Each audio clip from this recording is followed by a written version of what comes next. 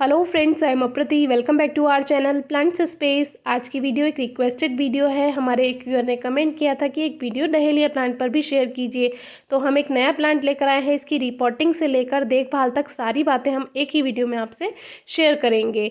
तो ये जब हम नर्सरी में लेने गए तो वहाँ पर ज़्यादा प्लांट्स नहीं रखे हुए थे, तो कुछ ही प्लांट्स थे और उसमें कलियाँ आई हुई थी। कलर का कुछ पता नहीं चल रहा था कौन से कलर का फ्लावर इस पर खिलने वाला है।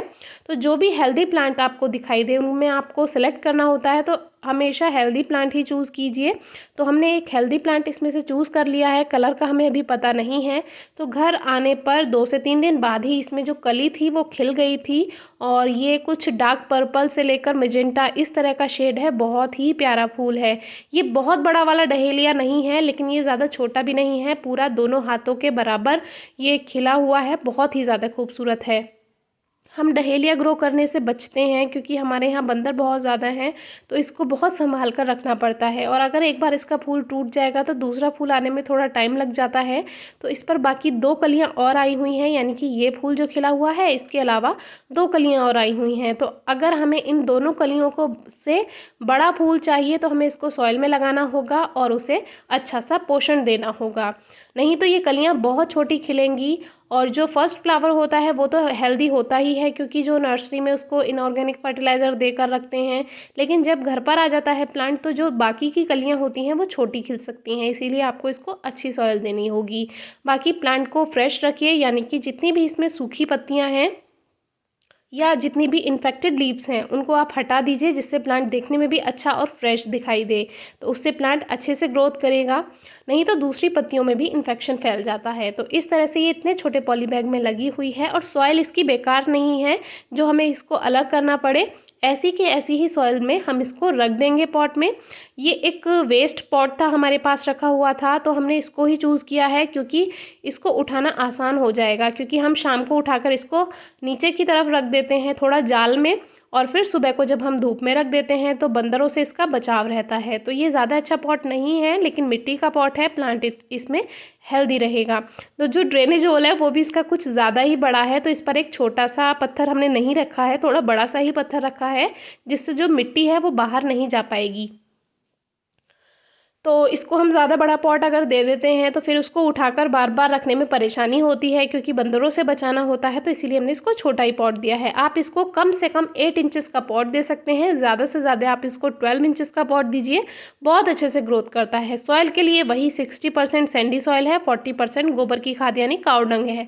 आप वर्मी कंपोस्ट या कंपोस्ट भी ले सकते हैं, दोनों में से कोई भी ऑर्गेनिक फर्टिलाइजर, या सरसों की खली का पाउडर फॉर्म में भी आप यूज़ कर सकते हैं। देखिए इस तरह की रेतीली मिट्टी होती है सैंडी सॉइल, और नहीं है तो आप रेत मिला लीजिए तो सैंडी सॉइल बन जाएगी, जो भी मिट्टी आपके पास है। और ये डिकम्पोज जो गोबर की खाद है आप अच्छी तरह से सड़ी हुई ले, जो आप नया आपको बिल्कुल गोबर की खाद नहीं लेनी है, उससे फंगस लग सकती है। तो जो पुरानी हो जाती है तो वही खाद आपको लेनी चाहिए। तो ये मिक्सचर बन चुका है। बाकी अगर आप कोकोपीट यूज़ करते हैं तो इसमें 20% कोकोपीट भी आप ऐड कर सकते हैं, वो भी अच्छी होती है। तो इस तरह से थोड़ी सी सॉइल डालकर हम इसमें देखते हैं कि प्लांट ठीक से आ जाएगा या नहीं। तो ये बिल्कुल ठीक है। अगर थोड़ा सा ऊपर निकल भी जाता है तो थोड़ा सॉइल को हटा देंगे। तो ज़्यादा नीचे आप प्लांट को मत रखिए, क्योंकि इसमें क्या होता है, अगर बारिश के दिनों में ज़्यादा पानी भरने की संभावना रहती है, जिससे इसका जो ट्यूबर होता है, वैसे वो ट्यूबरस होता है, ट्यूबर और ट्यूबरस दोनों अलग होते हैं, लेकिन जल्दी में सब ट्यूबर ही कह देते हैं उसको। तो देखिए नीचे की तरफ हमने इसमें एक लेयर गोबर की खाद की भी बना दी है, जिससे क्या होगा, इस सॉइल में तो फर्टिलाइज़र है नहीं क्योंकि इनऑर्गेनिक फर्टिलाइज़र दिया गया है इसमें। तो जब ये फैलेंगी रूट्स तो उनको पोषण चाहिए होगा, तो हमने इसमें डायरेक्ट एक लेयर गोबर की खाद की बना दी है। आप वर्मी कंपोस्ट या कंपोस्ट की भी बना सकते हैं। तो इस तरह से हमने इसका पॉली बैग हटाया है, और देखिए कॉम आपको दिखाई देने लगा होगा। इसका जो ट्यूबर है जैसे बॉल सी होती है, कुछ इस तरह से होती है, जैसे शकरकंदी होती है उस तरह से इसकी रूट होती हैं। तो ये तो छोटी छोटी रूट्स हैं, जो एक मोटी इसमें रूट होती है जो कि ट्यूबर ही कहलाती है, वो कुछ इस तरह से। देखिए हल्का सा स्क्रैच करके भी हम आपको दिखाएंगे, बिल्कुल शकरकंदी की तरह ही होती है इस तरह से। तो एक तरह का कंद ही होता है, यही इसको सारा पोषण देता है, और यही सेव करना होता है। जब सर्दियां चली जाती हैं तो इसको यही हमें बचा कर रखना होता है ओवर वाटरिंग से। लास्ट ईयर वाला प्लांट पहले इसका देख लीजिए, लेवल देख लीजिए, बिल्कुल ठीक है। पॉट के अकॉर्डिंग। तो थोड़ी सी मिट्टी हम हटा देते हैं जिससे थोड़ा पानी डालने की भी इसमें जगह रहेगी। तो लास्ट ईयर वाला जो प्लांट था वो हमारा मर गया था। वो इसलिए मर गया था, या तो हम क्राइसैंथेमम यानी गुलदाउदी बचा सकते थे बारिश के मौसम में, या फिर डहेलिया बचा सकते थे। तो डहेलिया का तो हमारे पास एक ही प्लांट था, तो उसको हमने बाहर रखा रहने दिया और हमने सोचा कि गुलदाउदी को बचाना ज़रूरी है, तो इसीलिए हमने क्राइसैंथेमम को बचाया, क्योंकि वो बहुत सारी थी। ऊपर की तरफ इतनी जगह नहीं है कि हम ज़्यादा प्लांट्स को बचा पाएँ, तो जो ज़रूरी प्लांट्स होते हैं उनको ही हमने बचाया। तो डहेलिया हम सीज़न में दोबारा ले सकते थे, एक ही पौधा लेना होता है, उनसे हम नए प्लांट्स भी तैयार कर सकते हैं। डहेलिया कटिंग से भी इजीली ग्रो हो जाता है, क्योंकि इसका जो कॉम होता है, जो ट्यूबर होता है, वो सीज़न आने पर उसमें से कई सारे प्लांट्स निकलते हैं। जैसे कि अभी भी आप देख रहे हैं एक और प्लांट निकला हुआ है, तो इसको भी हम अलग कर सकते हैं, लेकिन अभी हम इसी में ही लगा रहने देंगे इस तरह से। तो ये कटिंग से भी अलग हो जाता है, और जो इसके ट्यूबर में से जो प्लांट निकलते हैं उनसे भी आप इसको अलग कर सकते हैं। तो इसमें अच्छे से वाटरिंग कर देते हैं। सनलाइट, इसको फुल सनलाइट बहुत अच्छी लगती है, बाकी कम से कम इसको 3 से 4 घंटे की धूप आप दीजिए, 3 घंटे की भी ठीक रहती है।